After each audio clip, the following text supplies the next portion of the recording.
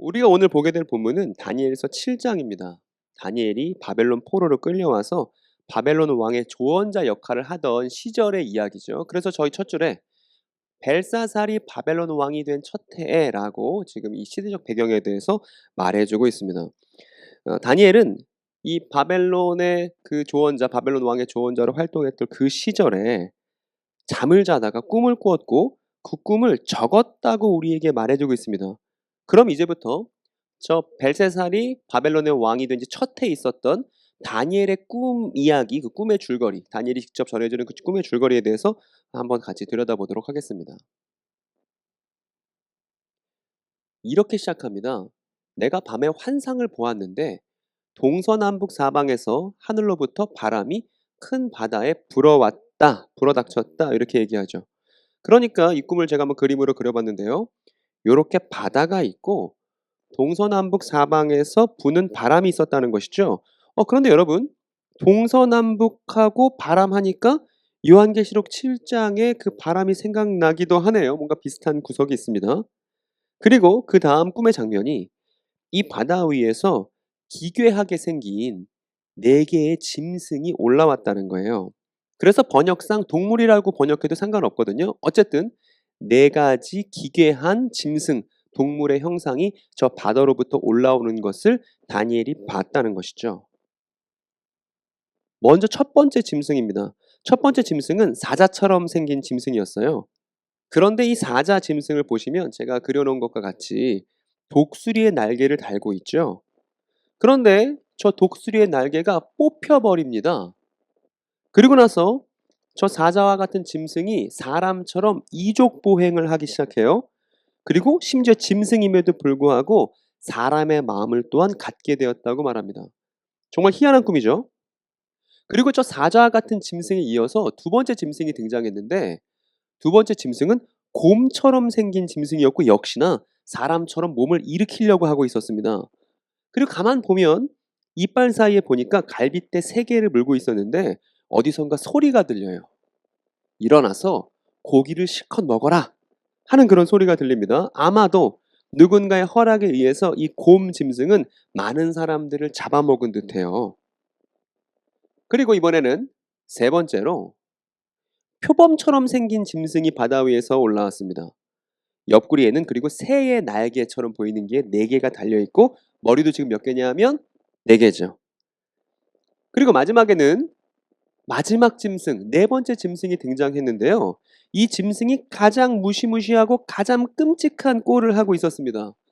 힘도 가장 세고 이빨도 쇠로 돼 있어서 무엇이든지 부술 수 있고 먹다 남은 것은 발로 짓이겨 놓는 그런 포악한 짐승이 올라왔습니다. 그리고 이 짐승은 앞에서 나온 짐승들과는 달리 10개의 뿔을 가지고 있다고 하네요. 그리고 이 꿈에서, 이 다니엘의 꿈에서 다니엘이 저 4번째 짐승에 달려있는 10개의 뿔을 자세히 들여다보았습니다. 이렇게 말이죠. 그런데 자세히 들여다보니까 뿔 3개가 뽑히면서 작은 뿔 하나가 돋아난 거예요. 그런데 이 작은 뿔을 또 가만히 보니까 사람처럼 눈도 달려있고 입도 달려있어요. 끔찍하게도요. 그리고 저 작은 입으로 마치 자신이 세상의 왕인 것 마냥 거만하게 떠들고 있었다고 다니엘이 자신의 꿈 내용을 전달해 줍니다.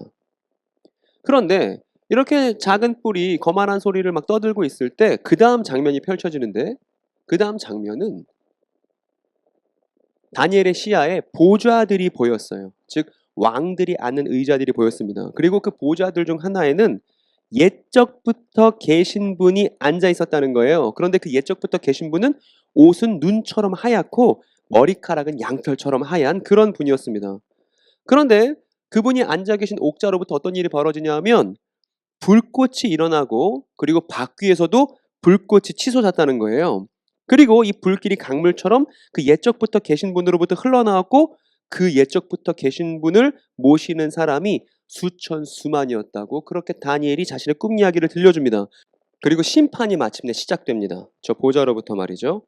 그 옛적부터 계신 분 앞에는 기록이, 문서가 그러니까 두루마리들이 펴 있었습니다.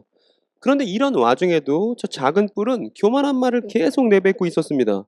그런데 어떻게 심판의 결과가 펼쳐졌냐 하면 앞에서 봤었던 그 짐승들이 있었잖아요. 일단 저 네 번째 짐승, 뿔 10개 달린 네 번째 짐승은 죽임당해서 시체가 되어서 저 타는 불로 던져졌습니다. 그리고 나머지 짐승들은 권세를 다 빼앗겼어요. 그런데 죽지 않고 목숨줄만은 얼마간 연장이 되었습니다. 그리고 다니엘이 이러한 환상을 보고 있을 때 드디어 이 환상 이야기의 주인공이 등장합니다. 그리고 이 주인공에 대해서 다니엘은 이렇게 표현을 합니다. 보이시죠? 인자 같은 이. 내가 밤에 이러한 환상을 보고 있는데, 즉 앞에서 짐승들이 심판받는 환상을 보고 있을 때 인자 같은 이가 와서 어떻게 했다고 되어 있냐면 하늘 구름을 타고 와서 옛적부터 계신 분에게 나아가서 그 앞에 섰다는 것이죠. 그리고 이렇게 자신 앞에 온 그 인자 같은 이에게 옛적부터 계신 분은 어떻게 해주셨냐 하면 그에게 나라와 권세와 영광을 주셨다라고 되어 있습니다. 보이시죠? 인자 같은 이에게 권세와 영광과 나라를 주셔서. 그리고 여러분 저걸 읽으셨을 때 주기도문의 한 대목이 떠오르시면 좋겠다는 생각이 듭니다. 권세, 영광, 나라 말이에요. 어찌되었든 저 인자 같은 이가 그 옛적부터 계신 분의 권세와 영광과 나라를 받으셨습니다. 이 말은 무슨 얘기냐면 즉 저 인자 같은 이가 하늘의 왕위에 오르셨다는 것이죠. 그래서 다니엘이 증언하기를 바로 이 사실 때문에 이 인자 같은 이가 옛적부터 계신 분에게 하늘 구름을 타고 가서 왕이 되셨기 때문에 전 세계로부터 이 인자 같은 이가 경배를 받게 된 것이라고 그렇게 다니엘이 증언을 해줍니다.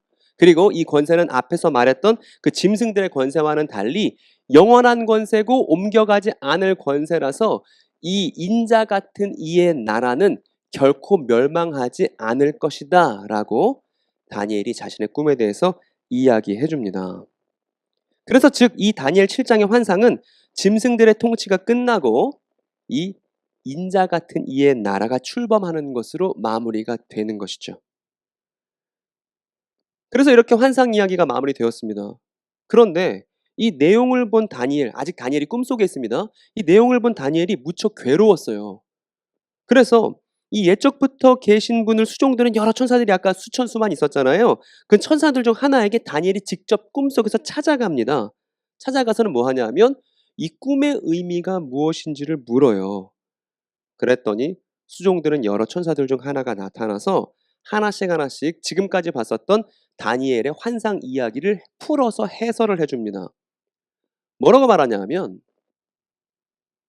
먼저는 네가 앞에서 봤었던 큰 짐승 4마리는 땅의 내 왕을 가리키는 거야 라고 설명해주고 그리고 가장 높으신 분의 성도들이 나라를 얻게 될 거야 라고 나라 이야기를 합니다.